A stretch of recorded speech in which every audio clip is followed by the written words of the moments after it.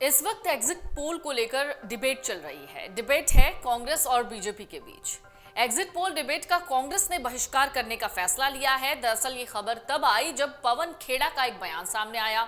पवन खेड़ा ने exit poll को लेकर कई सारी बातें कह दी। उन्होंने कहा कि इस तरीके के पोल का कोई मतलब नहीं होना चाहिए, जिसके बाद अमित शाह का एक जवाब आया। चलिए आपको बताते हैं पूरा मामला क्या है। दरअसल एग्जिट पोल के बाद यानी इनकी खबरों के बाद टीवी पर होने वाली बहस सार्थक नहीं होती, इसलिए कांग्रेस इसका हिस्सा नहीं बनेगी, ये कांग्रेस का कहना है। कांग्रेस के इस फैसले के बाद बीजेपी ने जमकर तंज कसा।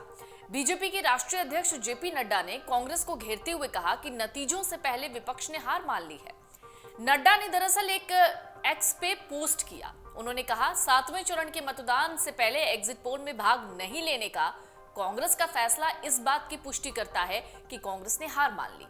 देखिए ना, वो उनको सच्चाई मालूम है। अब 1.5 महीने तो जनता को बरगला दिया, अब किस मुंह से देखेंगे। और ये ऐसे लोग हैं जो नाच ना आवे आंगन टेढ़, ये ऐसे लोग हैं bad craftsman blames his tools. ये अब बोलेंगे नाचना आता नहीं है, आंगन टेढ़ा है, बोलेंगे दोष आंगन को दे देंगे।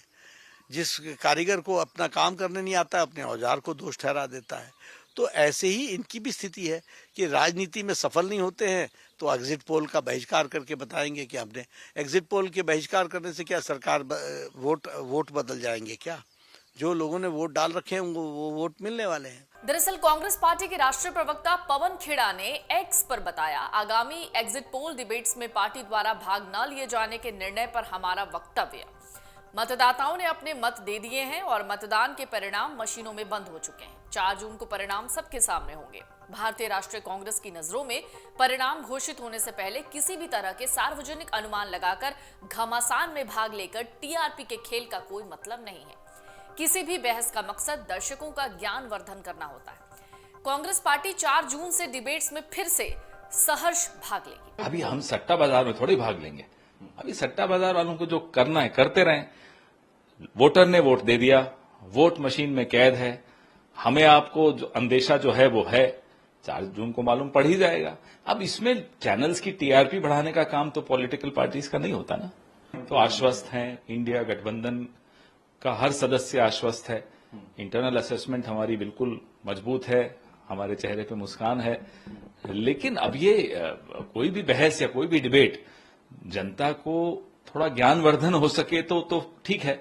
अब इसमें क्या ज्ञानवर्धन होगा कि वहां हम मुर्गे लड़ा रहे हैं, तो कोई समझ में आती नहीं है बात कि कोई मुद्दा नहीं है। जिसने जिसको वोट दिया उसको मालूम है और जिसको वोट मिला उसको 4 जून को मालूम पड़ जाएगा। तो अब ये स्पेकुलेशन करना मुझे नहीं लगता कि किसी पॉलिटिकल पार्टी को इसमें पड़ना चाहिए। दरअसल जेपी नड्डा ने एक्स पर कहा था कि कांग्रेस उस बच्चे की तरह बर्ताव कर रही है जिसका खिलौना छीन लिया गया हो। देश की सबसे पुरानी पार्टी को यह व्यवहार शोभा नहीं देता।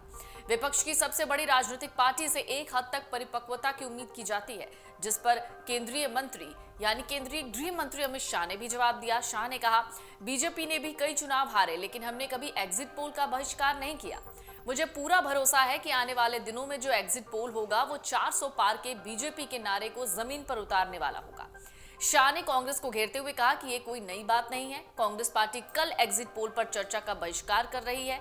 कई समय से कांग्रेस अस्वीकार करने की स्थिति में रही है। पूरे चुनाव में ये प्रचार करते रहे कि हमारा बहुमत आने जा रहा है।